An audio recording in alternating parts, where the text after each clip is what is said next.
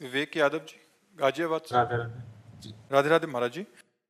महाराज जी, परीक्षा में कुछ असफलताओं के बाद मन व्यथित रहता है। एक तरफ लगता है कि मैं कहीं अपने साथियों से पीछे छूटता जा रहा हूं, दूसरी तरफ लगता है अगर सफल नहीं हुआ तो मेरा क्या होगा। महाराज जी, ऐसे में महाराज जी मेरा मार्गदर्शन करें कि हाँ मैं बिल्कुल, कैसे। ये नई अवस्था में ये सोच तो होती है।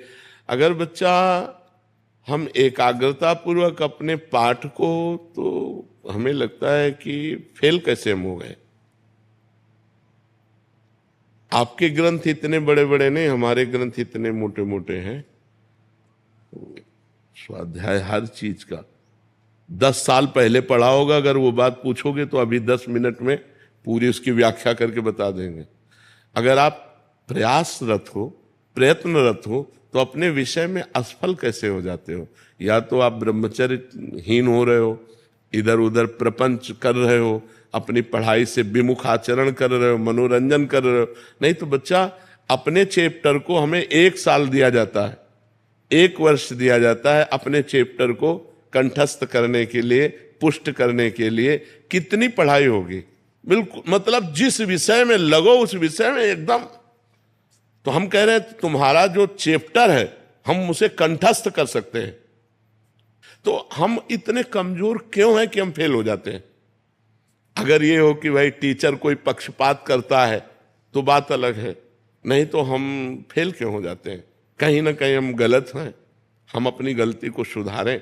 और असफलता मिलना सफलता का एक प्रतीक है कि हमें और जोश आना चाहिए। आप जीवन में कभी असफल नहीं होंगे। रात दिन पढ़ाई करो, ब्रह्मचर्य से रहो, भगवान का नाम जप करो, माता पिता की आराधना करो। कौन सी उन्नति जो तुम्हारे चरणन चूम ले, कौन सी उन्नति जो चरणन चूम ले।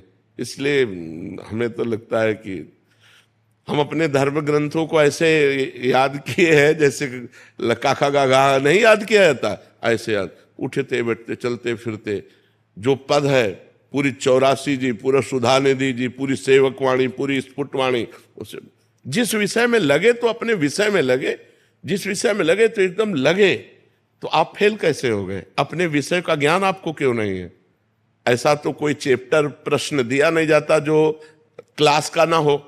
मान लो आप 12वीं में हैं तो 12वीं के क्लास के अंतर्गत ही आपको दिया जाएगा। ऐसा नहीं है कि आपको आगे का दिया जाए। आप जितनी क्लास में पहुंचते जाएंगे योग्यता, उतना ही आपको प्रश्न दिया जाएगा। तो हमको अपने चैप्टर को घुस करके घुन की तरह लगना चाहिए। जैसे गेहूं में घुन लग जाता है ना, पूरा खोखला कर देता है, ऐसे में अपने चैप्टर में लग करके पूरे चैप्टर को अपने माइंड पे बैठा लेना चाहिए। हमारा माइंड बहुत विस्तार से है, अनंत जन्मों के संस्कार भरे हुए हैं। छोटी सी चिप में मन की अनंत जन्मों के, तो ये सब पूरा आपको भर लेना चाहिए। कहीं ना कहीं आप प्रमाद कर रहे हैं, कहीं ना कहीं आप त्रुटि कर रहे हैं, उसको संभालिए। नहीं तो ये निराशा ऐसी बढ़ जाएगी कि जीना मुश्किल हो जाएगा। बच्चे अभी बच्चे हैं ना, अब जैसे देखा कि जैसे इन्होंने कहा हमारे दोस्त सफल हो रहे हैं, तो दोस्तों के सामने नीचा, घर परिवार में जाने पर कि यार हमने यार इतने रुपए लगाए और तुम फेल हो गए, यार ठीक नहीं है। अब वो अंदर से इतना घुट जाता है कि उसे एक रास्ता दिखाई देता है। ऐसे कोटा में बहुत से बच्चे जो करते हैं, उसका कारण है कि उनको एक रास्ता नजर आता है कि अब मित्रों में कैसे जाऊं और घर के परिवार वालों को कैसे मुंह दिखाऊं। हर जगह ये आता है कि फेल फेल फेल, तो इससे अच्छा है कि हम कर लेते।